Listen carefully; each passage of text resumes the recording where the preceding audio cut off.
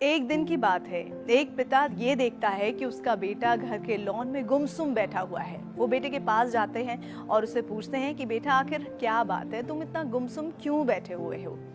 बच्चा कहता है कि पापा मैं कुछ सोच रहा हूँ। तो पापा कहते हैं कि क्या तुम सोच रहे हो भाई, मुझे भी तो पता चले। तो बच्चा कहता है कि मैं सोच रहा हूँ पापा कि मेरी जिंदगी की कीमत क्या है। पिता मुस्कुरा जाते हैं और कहते हैं अच्छा ये बात है, अगर तुम सच में अपनी जिंदगी की कीमत को समझना चाहते हो तो जैसा मैं कहता हूँ वैसा करो। बेटा तैयार हो जाता है। पिता उसके हाथ में एक पत्थर देते हैं जो बहुत ही साधारण सा दिखने में होता है और कहते हैं कि बेटा इस पत्थर को लेकर बाजार जाओ, वहाँ किसी जगह पर ये पत्थर हाथ में लेकर बैठ जाना।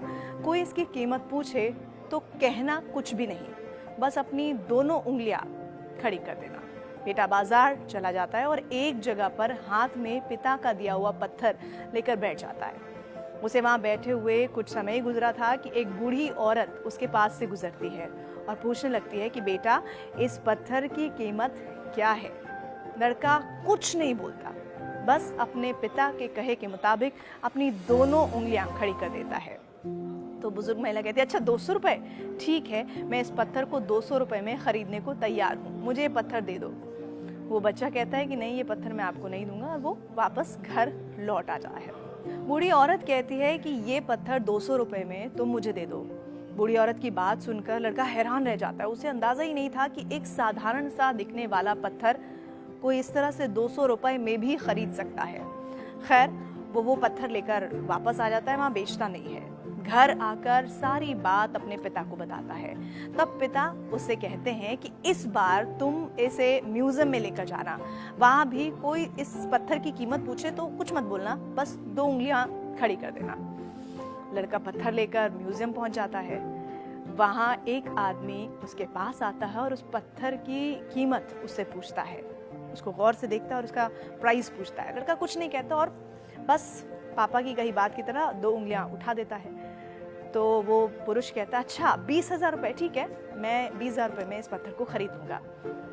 और लड़का फिर उस बात को सुनकर हैरान रह जाता है। उसे यकीन ही नहीं होता कि कोई उस पत्थर के 20,000 रुपए भी दे सकता है। वो पत्थर बेचने से मना कर देता है, घर वापस लौट आता है, अपने पिता को सारी बात बताता है। पिता मुस्कुराते हैं।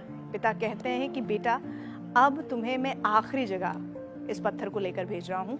तुम इस पत्थर को लेकर एक दुकान पर जाओ, जो ज्वेलरी की दुकान है, वहां लेकर बैठ जाना, कुछ मत बोलना। कोई अगर तुम्हारे पास आए तो बस 2 उंगलियां इसी तरह जैसे तुम पहले 2 बार उठा चुके हो वैसे उठा देना।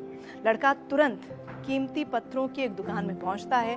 उसके हाथ में वो पत्थर देखकर दुकानदार तुरंत कहता है कि अरे ये पत्थर तुम्हारे पास कहाँ से आया, ये पत्थर इसकी तो मुझे कब से तलाश थी, बताओ तुम इस पत्थर की कीमत क्या लगाना चाहोगे।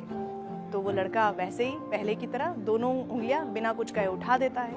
वो कहता है 2 लाख का है पत्थर, मैं तुम्हें 2,02,00,000 रुपए दूंगा, ये पत्थर तुम मुझे दे दो। लड़का कहता है कि नहीं मैं ये तुम्हें पत्थर नहीं दे सकता और ये बात कहकर वो वापस अपने घर लौट आता है। अपने पिता को वो सारी बात जो उसके लिए बहुत बहुत हैरान करने वाली थी, सारी बातें अपने पिता को बताता है और कहता है कि पापा देखिए कहीं 200 रुपए, कहीं 20,000 रुपए, कहीं 2 लाख रुपए का ये पत्थर बिक रहा था। मुझे तो समझ ही नहीं आया कि इस पत्थर की अलग अलग लोगों ने अलग अलग कीमत कैसे लगाई और आप इससे मुझे क्या समझाना चाहते हैं। उसके पिता मुस्कुराते हैं और एक बहुत बड़ी बात कहते हैं। पिता बेटे को समझाते हुए कहते हैं कि बेटा तुमने अपनी जिंदगी की कीमत मुझसे पूछी थी ना, इस पत्थर की जगह अपनी जिंदगी को रखो और अंदाजा लगाओ कि अपनी जिंदगी की कीमत तुम्हारे लिए क्या है। इस पत्थर की कीमत अलग अलग जगहों पर अलग अलग थी, वैसे ही जिंदगी के साथ भी होता है। तुम्हारी जिंदगी की कीमत इस बात पर निर्भर करती है कि तुम खुद को कहाँ पर रखते हो। अगर तुम खुद को 200 रुपए वाली जगह पर रखोगे तो तुम्हारी जिंदगी की कीमत 200 रुपए की होगी। अगर तुम खुद को 2 लाख रुपए वाली जगह पर रखोगे तो तुम्हारी जिंदगी की कीमत 2 लाख रुपए होगी। अब ये तुम्हें तय करना है कि तुम खुद को कहाँ पर देखना चाहते हो। तो मॉरल ऑफ द स्टोरी क्या है?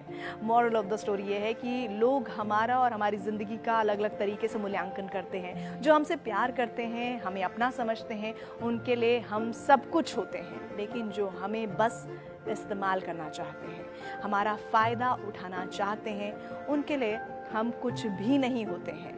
वास्तव में जीवन अमूल्य है और इसका महत्व हमें समझना चाहिए और अपनी कीमत को सबसे पहले तो किसी व्यक्ति को खुद ही समझना चाहिए, और उसके बाद अगर आपको लगता है कि कोई आपकी ज़िंदगी की कीमत को या ज़िंदगी के उस वजूद को समझ पा रहा है तो उसके साथ ज़रूर पूरे जोश के साथ आगे बढ़ना चाहिए, क्योंकि वो आपकी कद्र कर रहा है और उसकी इस बात की आपको कद्र करनी है।